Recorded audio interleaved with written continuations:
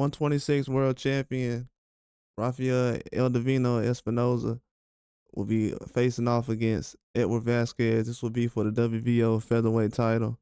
Edward Vazquez is somebody who's competed against the best of the best in Ray Ford and also Joe Cardena. He's been in some very tough fights. This guy's one of the best when it comes to facing off against a main event champion fighter. He's he fights tooth and nail every time, never gets stopped. The fight is always a split or a controversy behind it. He's a real deal fighter. A lot of people may overlook him, but he's a very good fighter. I think that he's gonna be able to come out and be competitive with a guy like Espinoza.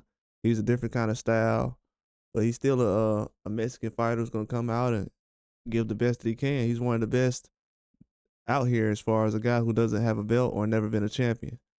Very overlooked, self-motivated, has a lot of things that he faces with as far as outside of boxing, because when you're not a champion, you're not really pampered like the rest of these guys are.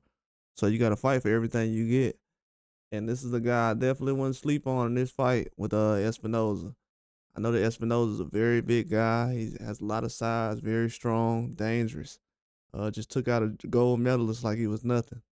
After facing off in the first fight against him. This guy's one of the most dangerous fighters in the world right now. One of the most dangerous Mexican fighters we have in the game.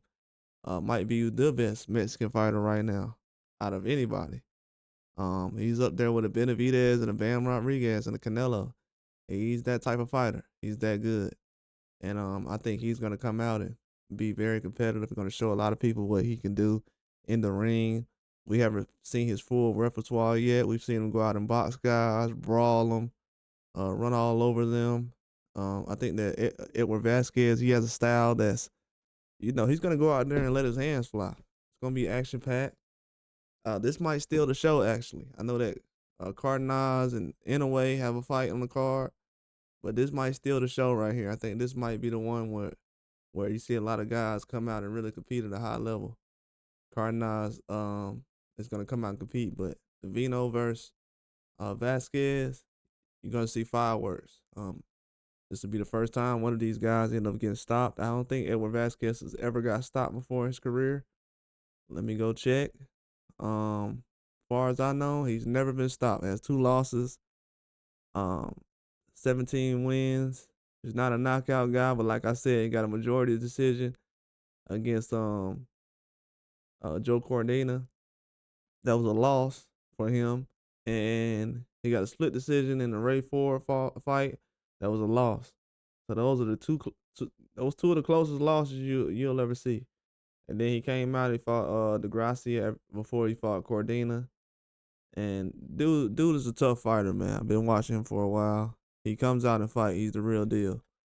I'm glad he's still getting opportunities as well on this card, because he's been fighting back, trying to get back active. Only fought twice last year, but I like what he's doing right now so far, and his talent is getting valued at this point.